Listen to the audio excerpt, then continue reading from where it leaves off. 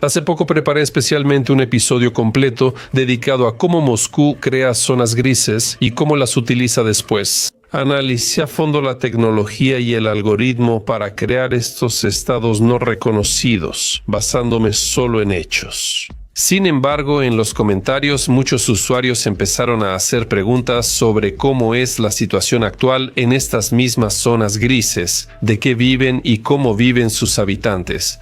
¿Existe al menos alguna posibilidad de sobrevivir? ¿Y qué hace el buen zar padrecito para apoyar a los pobres y desafortunados siervos?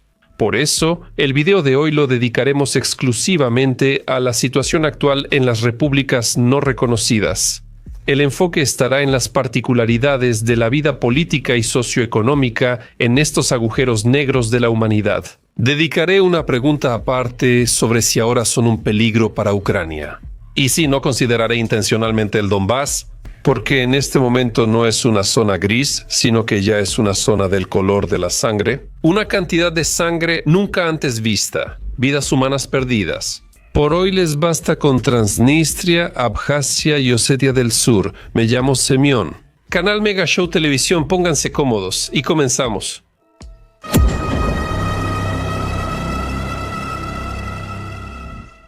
Estatus jurídico internacional. Empezaré un poco desde lejos.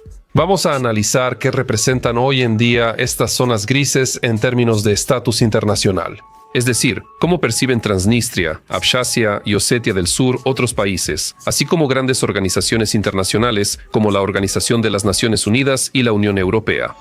Tradicionalmente, los llamamos estados no reconocidos, y eso es completamente cierto. Pero hay un pequeño matiz. Tras la guerra en Osetia del Sur en 2008, cuando los tanques rusos casi entran en Tiflis, Rusia tomó una medida poco común. Reconoció a Abjasia y Osetia del Sur como estados independientes y estableció relaciones diplomáticas con ellos. Y después otras 4 naciones hicieron lo mismo, pero por favor no se rían. Nicaragua y Nauru, que la mayoría de los espectadores difícilmente encontrarán en el mapa, Venezuela, donde gobernaba el antiestadounidense Hugo Chávez, y Siria, gobernada por nuestro viejo conocido Bashar al-Assad. Y eso es todo. Incluso el fiel Batka Lukashenko guardó silencio. Seguramente pensó que no valía la pena involucrarse en ese asunto irrelevante. Por cierto, Bielorrusia aún no reconoce oficialmente la anexión de Crimea ni de las 4 regiones de Ucrania. Transnistria, situada entre Moldavia y Ucrania, tuvo menos suerte. Nadie la ha reconocido, ni siquiera por compromiso, salvo quizá Abjasia y Osetia del Sur. Y eso no sorprende. Como dice el dicho, dime quién es tu amigo y te diré quién eres. Estas zonas grises tampoco son reconocidas como estados soberanos por las organizaciones internacionales, la Organización de las Naciones Unidas, el G7, la OTAN, la Unión Europea y otros apoyan exclusivamente la integridad territorial de Georgia y Moldavia. Así que no pueden contar mucho con ayuda financiera internacional ni con otro tipo de apoyo. Solo pueden confiar en la buena voluntad del zar ortodoxo, que tampoco tiene mucha prisa en soltar dinero. El grado de influencia de Rusia. A primera vista parece una pregunta sin importancia. Sin embargo, en realidad, la respuesta a esta pregunta determina las características de la política interna de cada uno de estos estados no reconocidos. Y aunque estas 3 zonas grises hace tiempo se convirtieron en marionetas de Moscú, el grado en que son controladas sigue siendo diferente. El control de Putin se siente con más fuerza en el Cáucaso, y esto se debe principalmente a la existencia de una frontera común con Rusia. Por eso Abjasia y Osetia del Sur son una base para controlar Georgia y un posible factor de desestabilización en el Cáucaso. Es como una guerra aplazada, muy probable. Moscú suele disfrutar de esto. La verdadera fuerza de la madre Rusia no proviene de construir en paz, sino de organizar guerras y sembrar caos y destrucción. Lamentablemente, esa es su naturaleza. No puedes volver a un monstruo una mascota, por mucho que deseáramos lo contrario. Pero bueno, volvamos a lo nuestro. El control ruso sobre Osetia del Sur se intensificó desde 2022. Esto se debe a su ubicación conveniente por el terreno montañoso y la posición de los pasos. Osetia del Sur, de hecho, se ha convertido en una de las rutas logísticas más importantes para el suministro de bienes sujetos a sanciones hacia Rusia. Ya no es ningún secreto que que Turquía, Georgia y en parte Armenia son los intermediarios más importantes en el transporte de chips occidentales prohibidos, semiconductores y otros bienes de doble uso que puede utilizar la industria de defensa rusa, y ganan bastante dinero con esto. Toda esta exportación gris termina en los Kalibr e Iskander, con los que Moscú ataca ciudades e infraestructura ucranianas. Qué sorprenderse. Para algunos la guerra es desgracia, para otros bendición. Siempre ha sido así. Rusia controla estrictamente Abjasia. Sin embargo, últimamente se percibe un debilitamiento de la posición de Moscú, lo que refleja una pérdida gradual de influencia en el Cáucaso. Se trata de la crisis política y las protestas masivas que siguieron en noviembre de 2024. El asunto es que la dirigencia del autoproclamado Estado decidió permitir la entrada de oligarcas rusos al mercado abjasio en detrimento de los intereses de la élite local. Por supuesto, no de manera gratuita. Oficialmente, esto se presentaba como la concesión de una serie de beneficios para grandes inversionistas rusos y, ante todo, se planeaba transferir grandes extensiones de tierra a la propiedad de empresas rusas. Si se aprobaran estas leyes, los clanes abjasios perderían el monopolio de los ingresos turísticos. Y por eso organizaron protestas masivas, tras las cuales se vieron obligados a renunciar el llamado presidente y el primer ministro de Abjasia, que ya estaban demasiado acomodados. Y lo más notable es que Moscú, que estaba interesada en mantener a sus marionetas en el poder, reaccionó de manera dura, pero sin éxito. Putin no se atrevió a usar la fuerza militar para evitar un nuevo frente en el Cáucaso, pero suspendió temporalmente el financiamiento a empleados públicos y pensionados abjasios en su zona gris. Sin embargo, ni siquiera esa presión los hizo retroceder. Los abjasios lograron mantener sus posiciones. Meses después, a regañadientes, el Kremlin aceptó la nueva situación y contactó a las nuevas autoridades. Todo esto demuestra que, en caso de ser necesario, las élites abjasias están dispuestas a defender sus posiciones e incluso, hasta cierto punto, a oponerse a Moscú, y eso ya es una primera señal de alerta. Habrá más por venir. Sin embargo, la influencia de Moscú es limitada en la República Moldava de Transnistria, que recientemente celebró su 35 aniversario con gran pompa. Y, de nuevo, esto está relacionado con la ubicación geográfica de esta zona gris. No tiene frontera común con Rusia, sino que es como un enclave, una isla, un análogo de la región de Kaliningrado. En una versión reducida, Ucrania cumple el papel del corredor de Suwalki. No es la mejor comparación, pero así lo ve el Kremlin. Sin la captura del norte del Mar Negro, Rusia de antemano no podrá establecer un control total sobre Transnistria y el Mar Negro en general. Y las élites mafiosas y corruptas locales inevitablemente empezarán a mirar hacia Moldavia, Ucrania e incluso Rumania. Al fin y al cabo, los negocios son los negocios y la ideología puede esperar. ¿Y qué pasa con la democracia?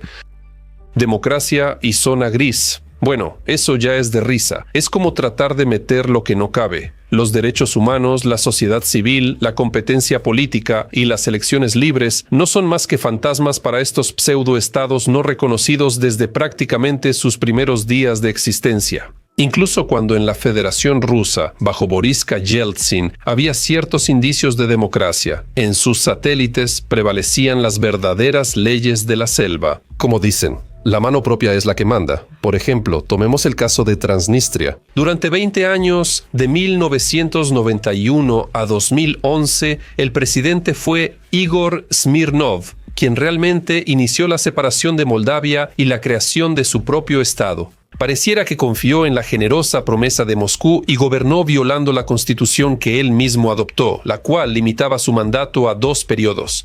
Pero, como dicen, si no se puede, pero tienes muchas ganas, entonces se puede. Y Smirnov reinició sus mandatos presidenciales de un golpe, como el calvo enano del Kremlin, usando un pseudo-referéndum. El dueño de las tierras de Transnistria habría gobernado más tiempo, pero Moscú le pidió amablemente dejar el cargo y lo sustituyó por Evgeny Shevchuk, quien pronto se vio envuelto en una enorme corrupción, incluso para una zona gris tan corrupta.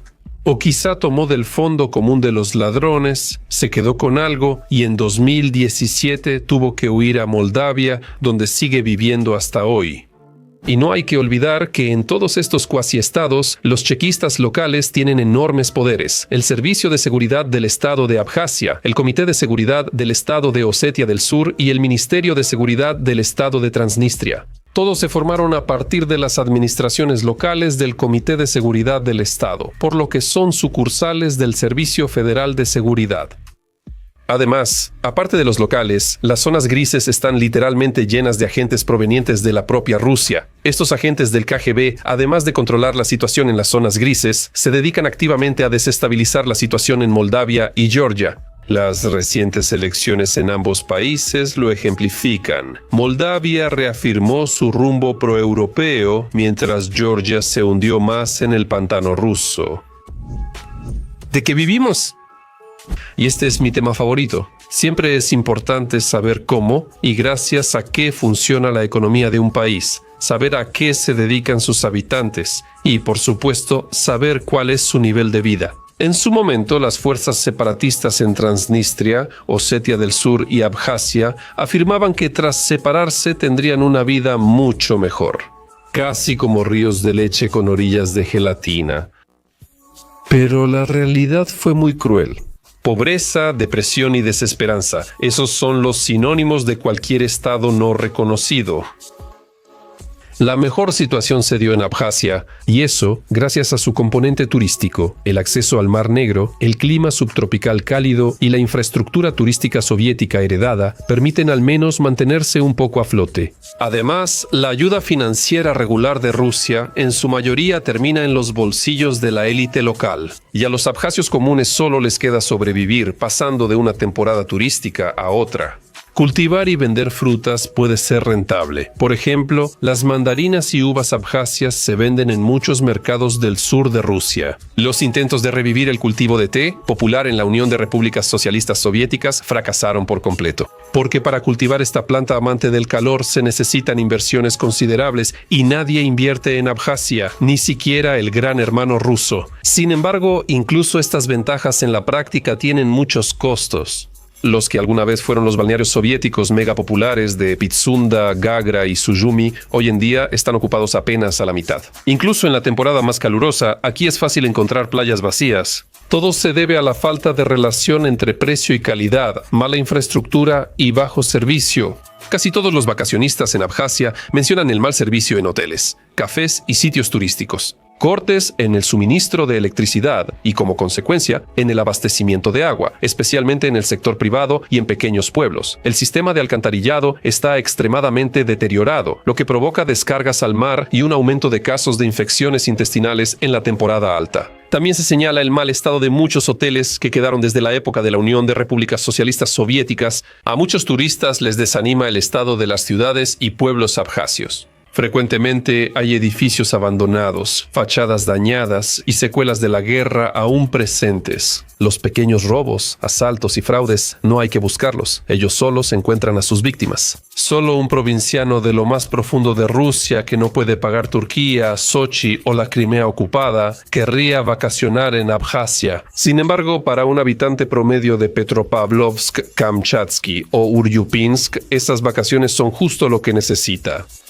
En Osetia del Sur la situación es peor, pues no tiene salida al mar ni posibilidad de ser un centro turístico. Su economía depende casi por completo de los subsidios rusos. En diferentes años, la proporción de aportaciones rusas en el presupuesto de este estado no reconocido ha sido del 80 al 90%.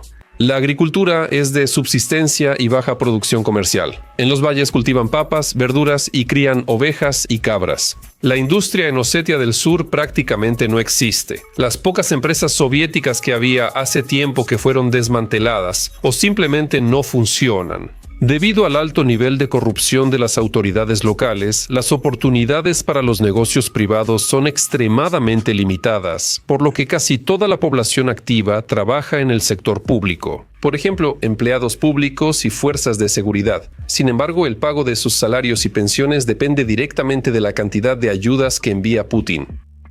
En este contexto, Transnistria se destaca por su especificidad en el contrabando. Principalmente los habitantes locales sobreviven gracias al contrabando de mercancías desde Ucrania hacia Moldavia y otros países de Europa. Y al revés, no es raro que los conocidos cigarrillos Priluki se empaquen y luego se vendan en el mercado negro en Chisinau, Bucarest y otras ciudades europeas. En la Unión Europea, los altos impuestos especiales hacen que los productos de tabaco sean muy caros.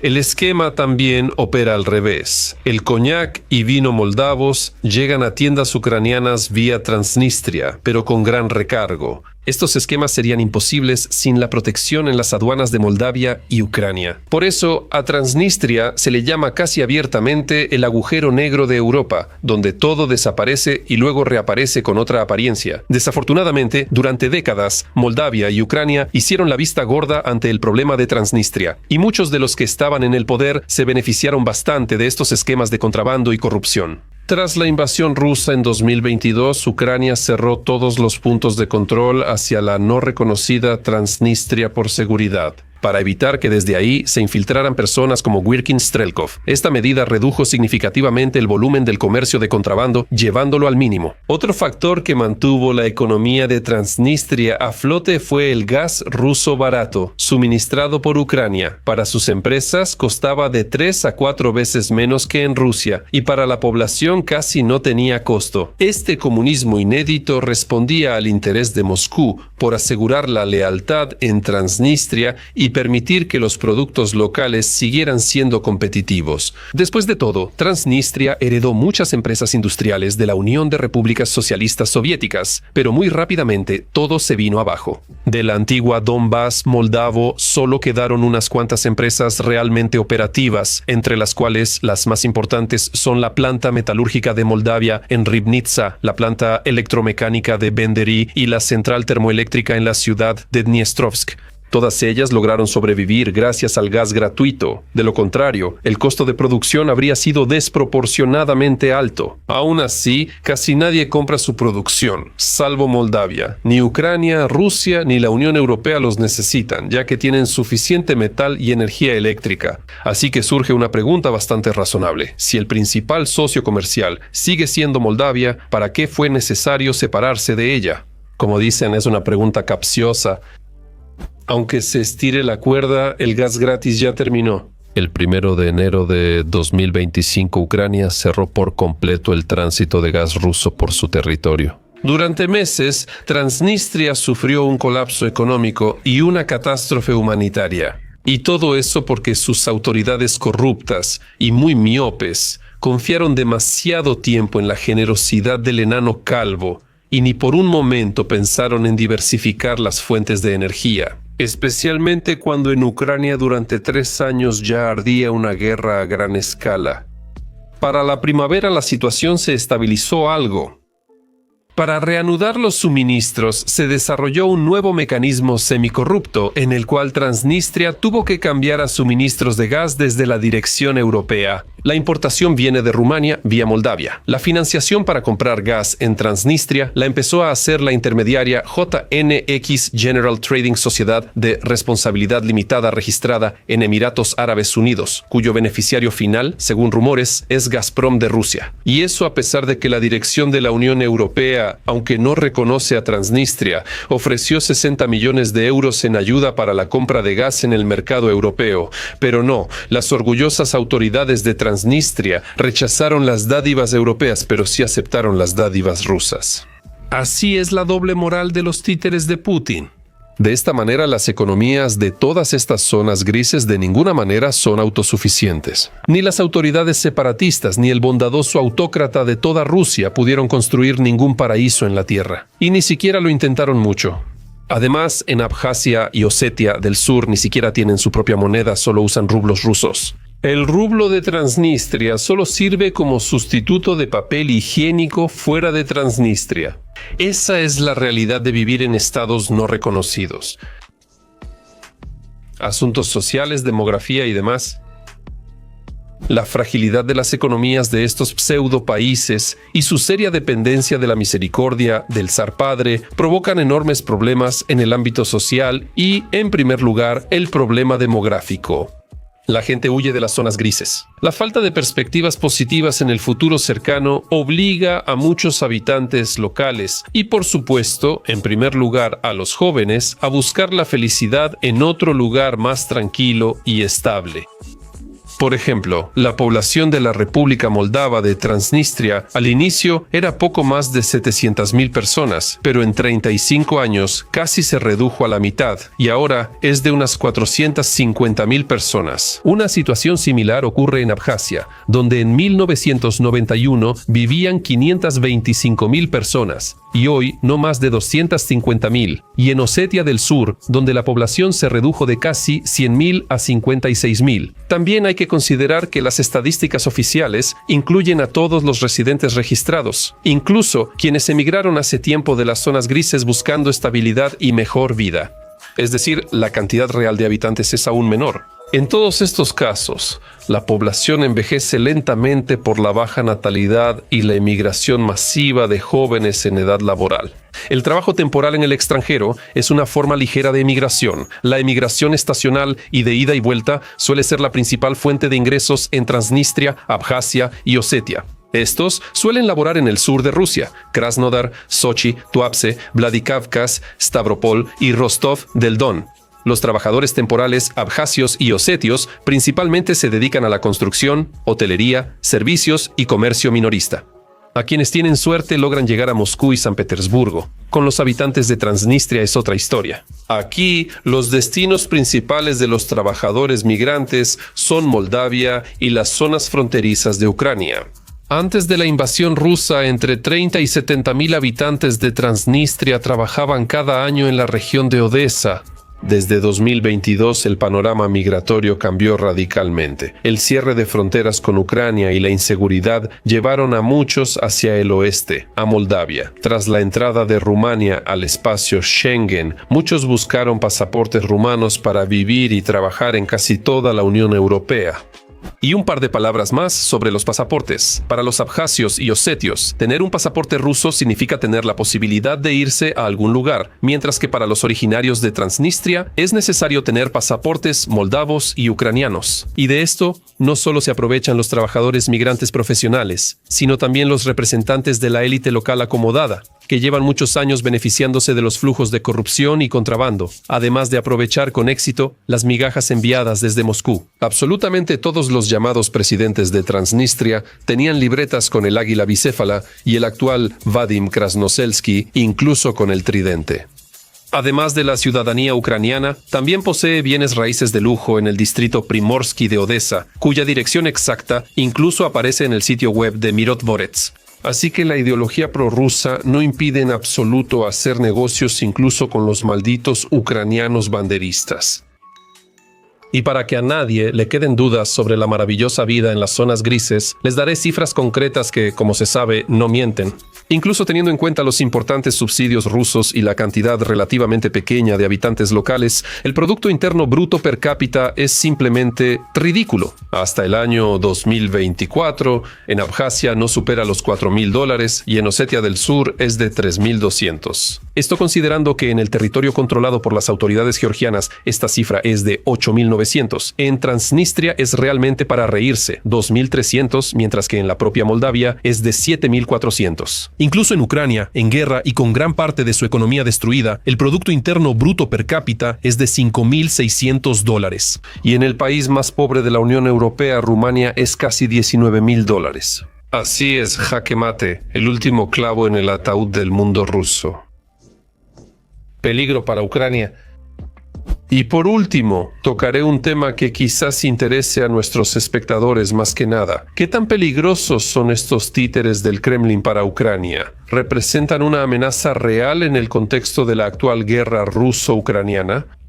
Osetia del Sur y Abjasia se pueden descartar de inmediato. No se ha registrado la participación directa y oficial de sus formaciones armadas en las hostilidades en el territorio de Ucrania. Sin embargo, hay mercenarios entre los abjasios y osetios que están luchando. Eso es un hecho, y no es sorprendente, ya que los reclutadores rusos trabajan regularmente en zonas grises buscando la biomasa necesaria. Aún así, pocos aceptaron luchar por buen dinero. Se estima que solo participaron entre cientos y unos pocos miles de delincuentes locales. Así que Abjasia y Osetia del Sur no representan una amenaza mayor que cualquier otra región deprimida de Rusia. El caso de Transnistria es completamente diferente, ya que está justo al lado de Ucrania, en las inmediaciones de la estratégicamente importante Odesa y otros puertos marítimos. 450 kilómetros de frontera común con el enclave ruso son, a priori, una zona de alto riesgo. Más aún porque aquí sigue desplegado el 14º ejército ruso, que Moscú convenientemente olvidó retirar tras la guerra del 92. Sin embargo, probablemente solo se le llama ejército en los papeles. Hoy en día, el contingente ruso en Transnistria apenas supera las 1.500 personas, y la mayoría de ellos ni siquiera son rusos, sino locales que obtuvieron pasaportes rusos. Porque para muchos hombres servir en el ejército ruso sigue siendo una de las pocas formas confiables y estables de ganarse la vida en la zona gris. Al mismo tiempo, hay muy pocos militares profesionales provenientes de Rusia, por lo que es poco probable que el nivel de capacidad de combate de estos soldados sea alto. También están las Fuerzas Armadas de Transnistria, con entre 5 y 6 mil personas, pero su capacidad de combate es aún peor. La población local, aunque le reza al zar de Moscú, en realidad no quiere pelear por él. En cualquier caso, la idea de la movilización no encuentra apoyo, ni siquiera entre los fanáticos más radicales de la madre Rusia. También cabe señalar que el equipo militar está obsoleto, no se ha modernizado desde los años 60 o 70. Hay solo unos 20 tanques T-64, alrededor de 50 transportes blindados de personal y varios sistemas de artillería GRAD. Pero cuántos de ellos están en funcionamiento es imposible decirlo. Si no lo revisas, no lo sabes. Por eso, en este momento, la República Moldava de Transnistria no representa una amenaza militar real para Ucrania, sino que más bien es como una mina de acción retardada y una herramienta de influencia híbrida de Rusia tanto sobre Ucrania como sobre Moldavia al mismo tiempo.